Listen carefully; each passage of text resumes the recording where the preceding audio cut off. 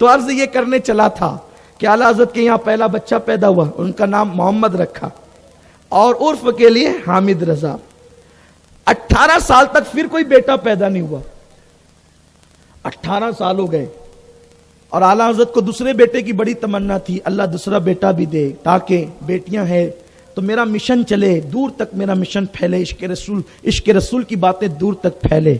بڑی دعائیں کی، بزرگوں سے دعا کرائی جگہ جگہ، تو 18 سال کے بعد اللہ نے دوسرا بیٹا دیا، انہوں نے اس کا نام بھی محمد رکھا، اور عرف کے لیے مصطفیٰ رضا، جن کو ہم سرکار مفتی اعظم کہتے ہیں، ہمارے دادا مرشد، ہمارے دادا پیر ہے وہ حضور مفتی اعظم رحمت اللہ تعالی علیہ۔ وہ 18 سال سے 17-18 سال کے بعد پیدا ہوا، اور ان کی شان یہ ہے کہ ان کی پیدائش سے پہلے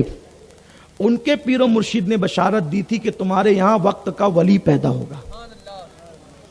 حضور مفتی اعظم۔ اب جو بچے بڑی منت مرادوں سے پیدا ہوتے ہیں، آپ لوگ جانتے ہیں کہ ان کی بڑی قدر قیمت ہوتی ہے، ایسے ہی ہوتا ہے نا، بڑی شان ہوتی ہے ان بچوں کی، بڑے ناز اٹھائے جاتے ہیں ان بچوں کے، جو بچے منتوں سے پیدا ہوتے ہیں۔ ایسے ہی ہوا، حضور مفتی اعظم ان 4 سال کے ہوئے، بڑے ناز و نم کے ساتھ پل رہے ہیں، پرورش ہو رہی ہے، بہت ناز اٹھائے جا رہے ہیں ان کے۔ 4 سال کی عمر ہو گئی، اعلیٰ حضرت رضی اللہ تعالیٰ عنہ کا معمول یہ تھا کہ آپ رات و دن میں صرف 2 گھنٹے سوتے تھے۔ لوگوں کو یہ مبالغہ لگتا ہے لیکن سچی بات یہ ہے، اس لیے کہ انہوں نے 1200 سے زائد کتابیں لکھی ہیں، تو جو 8 گھنٹے سوئے گا وہ تو اتنا کام کر ہی نہیں سکتا۔ مولانا موجود ہے، ہم لوگ جب بھی کتاب کا کام کرتے ہیں، راتوں کو جگتے ہیں کتاب لکھتے وقت، تو بار بار یہی کہتے ہیں یار اعلیٰ حضرت نے، کمپیوٹر کا دور نہیں تھا، پریس کا اتنا جو ہے وہ معاملہ نہیں تھا، لیکن پھر بھی 1200 سے زائد کتابیں لکھی۔ ایک کتاب لکھنے بیٹھو تو اتنی محنت کرنی پڑتی، یہ حوالہ نکال، وہ حوالہ نکال، سب کرنا پڑتا ہے، اور وہ بھی کئی لوگ مل کر کے حوالے نکالتے، کتابیں ڈھونڈتے ہیں، وہاں تو سب اکیلے ہی قلم چل رہا ہے، سب اکیلے لکھ رہے ہیں۔ یہ عشق رسول ہے امام احمد رضا کا۔ 2 گھنٹے سوتے تھے اور 22 گھنٹے آپ کام کرتے تھے، امام اہل سنت۔ لوگ اعلیٰ حضرت سے بہت بدگمان رہتے ہیں، کبھی ناراض بھی رہتے ہیں،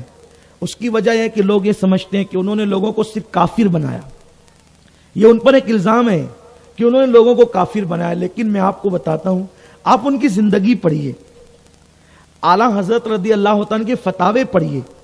آپ کی غلط فہمی دور ہوگی، خاص طور پہ میرے نوجوانوں کی۔ اعلیٰ حضرت فرماتے ہیں اگر کسی کے قول میں،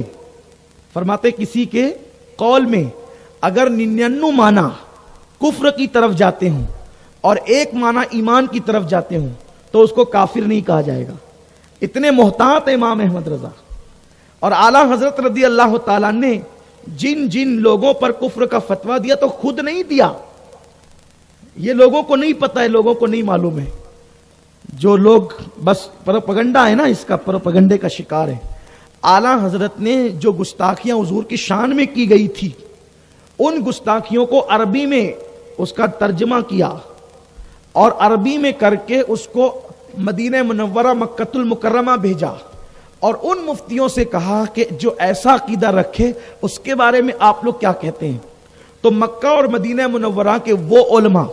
یہ 1921 سے پہلے کی بات ہے،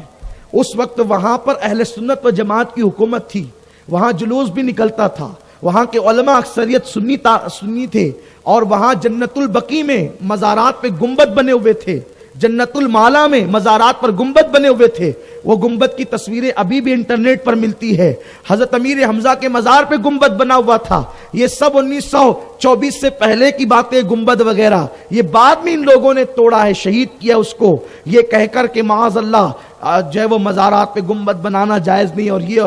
یہ سعودی نے سب بعد میں کیا ہے، لیکن اس وقت تک اس طریقے کے غلط نظریات نہیں تھے۔ میرے آقا علیہ الصلوۃ والتسلیم کے پیارے دیوانوں، تو اعلیٰ حضرت نے سوال کیا، ان علماء نے کہا کہ جن لوگوں نے رسول پاک کی شان میں ایسی توہین اور بے ادبی کی وہ لوگ کافر ہے، اور ان کے کفر میں جو شک کرے وہ بھی کافر ہے، عقیدہ معلوم ہونے کے بعد۔ تو تب امام احمد رضا نے ان لوگوں پہ کفر کا فتویٰ دیا، اور وہ بھی 4 لوگ تھے وہ جنہوں نے توہین کی تھی۔ اعلیٰ حضرت رضی اللہ تعالیٰ نے یہ نہیں کہا کہ ہر بندہ کافر ہے معاذ اللہ، اس طرح نہیں، بلکہ جو ایسا عقیدہ رکھتا ہے گستاخی کا وہ کافر ہے، یا عقیدہ معلوم ہونے کے بعد اس کی تصدیق کرتا ہے کہ یہ صحیح ہے وہ کافر ہے۔ ہم ہر ایک کو کافر نہیں کہتے، ہمارے ہاں بڑا احتیاط ہے، امام اہل سنت نے احتیاط سکھایا، ہمارے بزرگوں نے احتیاط سکھایا کہ کسی کے قول میں 99 جو ہے وہ معنی پہلو کفر کے نکلتے ہو، ایک ایمان کا تو ہم ایمان کا حکم دیتے ہیں، ایسے کفروں کے فتوے ٹھوکنا اہل سنت کا کام نہیں، اس لیے کہ اسلام غالب ہونے کے لیے آیا، اسلام مغلوب ہونے کے لیے نہیں آیا۔ لوگ سنیوں کے بارے میں غلط پروپیگنڈا کرتے ہیں کہ یہ ان کو کافر کہتے ہیں، ہم ہر ایک کو کافر نہیں کہتے، ہم صرف گستاخ رسول کو کافر کہتے ہیں، جو لوگ گستاخیاں کرتے ہیں ان کو کافر کہتے ہیں۔